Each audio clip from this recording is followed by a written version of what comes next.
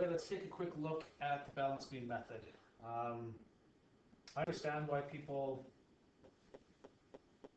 like this. I can see why. It's because it creates a visualization of what's happening. The only thing is it only works when we're talking about positive amounts.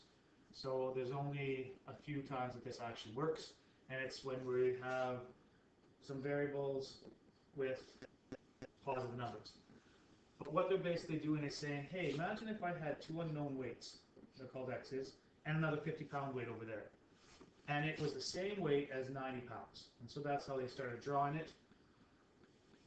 If I were to draw it quickly so I don't have the beams, is I would just go like this and say I have two x's with a 50 and a 90. That's what that would represent.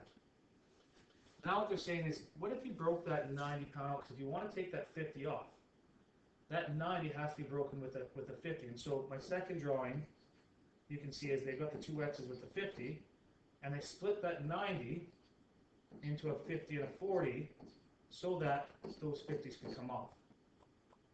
And then the last step is, oh look, I have two x's, and I had 40. How do I split two x's equally up into two groups? Is into a 20 and a 20, so x is equal to 20. Okay? Started out with two x's and a 50. This is 2x and a 50 on the one side, and the 90 up to the other side. So that's what that was. Then what they did is said, well, I want to get rid of this 50. How do I get rid of this guy? Well, what they did is they split up the 90 into a 50 and a 40. So that's what happens here, and they got rid of the 50s. Then they said, hey, well, I got two x's. How do I split that 40 up equally? So they split it into 20 and 20, so each x is a 20.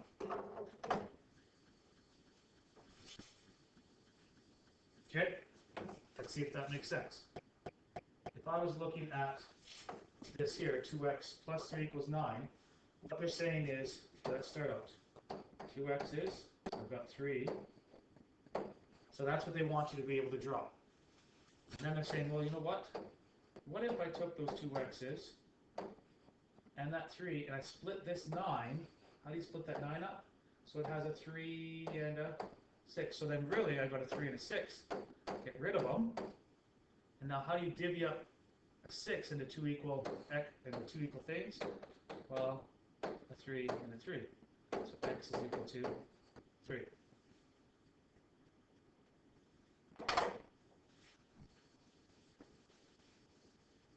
Okay, let's take a look at this one here. What do I've got? I've got 1, 2, 3. I got 3 m's. So there's my equation, 3m. And then I have 1, 2, 3, 4. Plus 4 is equal to 1, 2, 3, 4, 5, 6, 7, 8, 9, 10, 11, 12, 13, 14, 15, 16. It's equal to 16. So if I drew that,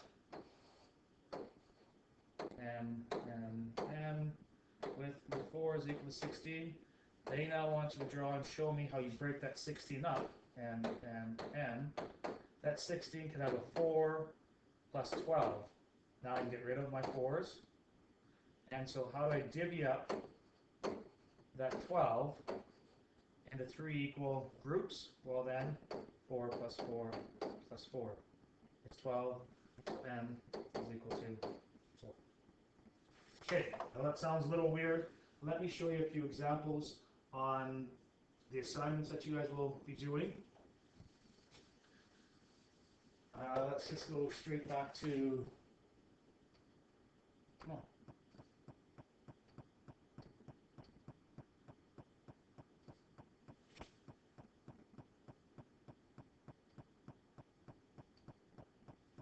Okay, let's go to Algebra assignments and reviews.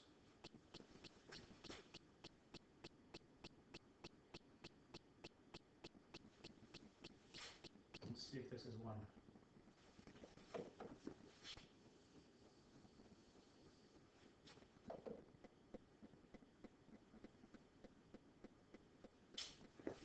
Okay.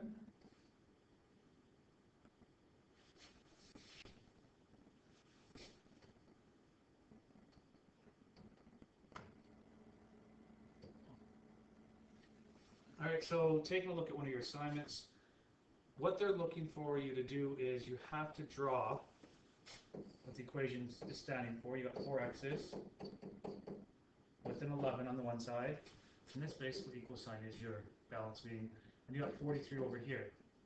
If you were to redraw that, you would have 4x's with the 11. That 43 can get broken into 11 plus what is 43? 11 plus 32. So you have your 11 and your 32, and what that does is it allows you to get rid of the 11s so that you can draw your last one for those 4x's. How do you break 32 into groups of 4? You end up with 4 8s. So x is equal to 8. A lot of work, I think, in order to get to your answer. Maybe this might be a simpler way of drawing it. Start out like this. Get your 4x's with your 5 and your 37. And in this one right here, get rid of your 37 by going, hey, that's 32 and 5. What that will allow you to do is get rid of that in one step. And then all you have to do is show me that you can split up 32 into groups of 4, which again, look at that. X is equal to 8. Okay, hopefully that makes sense. And if not, come get some help.